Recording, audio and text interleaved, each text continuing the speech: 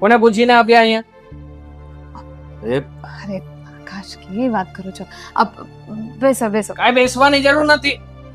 હા, મેં કહ્યું તમને કે તમે અહીંયા આવીને બેસો અહીંયા. આમ પણ અમે લોકો તો વધારાના માણસ છીએ ને પૈસા, તો આ વધારાના માણસની જરૂર ક્યાંથી પડવા લાગી તમને? કેવી વાત કરી જો રહ્યા છો? બરાબર જ કહું છું, શાંત થઈ જાઓ.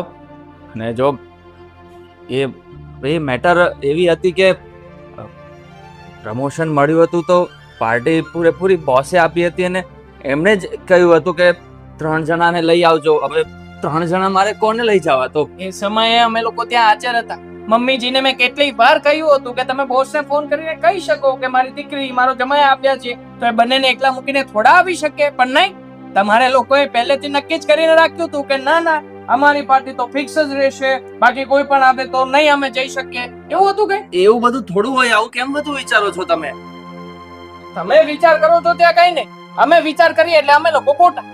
ના, જમાઈનું કઈ માન નથી, મર્યાદા નથી, તો પછી શું કામ ને આ લોકો મારી સાથે સંબંધ રાખે છે? આકાશ, શાંત થઈ જાઓ, શાંત થઈ જાઓ.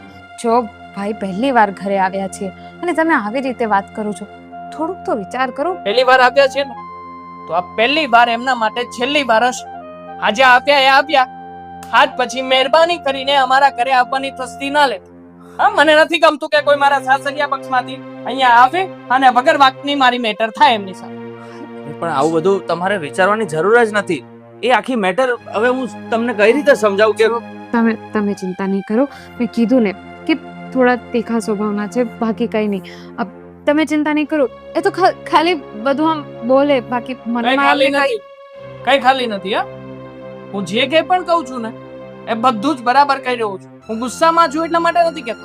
પણ તમે લોકોએ જે મારું અપમાન કર્યું છે, ઘરે બોલાવ્યા પછી મહેમાનનું માન જાળવવાના બદલે એમને ઘરમાંથી તગેડી મૂક્યા છે ને, એટલા માટે જ કહું છું. કારણ કે મને લાગી આપ્યું હતું કે તમારી ઘરે આપ્યો, પછી તમે લોકોએ જે રીતના ચાકારો આપ્યો ને કે તમે જતા રહો અહીંયાથી, અમારે બહાર જવાનું છે, તો શું અમે લોકો વધારાના હતા તમારા માટે? જોકો આકાશ, તમને કીધું ને, અરે તમે જો વિચારો છો એવું નથી. કેમ નથી સમજતા તમે? શું કરવું તારે? ક્યારની મને શું કામ સમજાવે છે? તારો ભાઈ અહીંયા આપ્યો છે, એનો વાત છે, એ લોકો આપણને ઘરમાંથી કાઢી મૂક્યા છતાં એને એક શબ્દ નહીં કહેવાય તારાથી. મતલબ તું કરવા શું માંગે છે?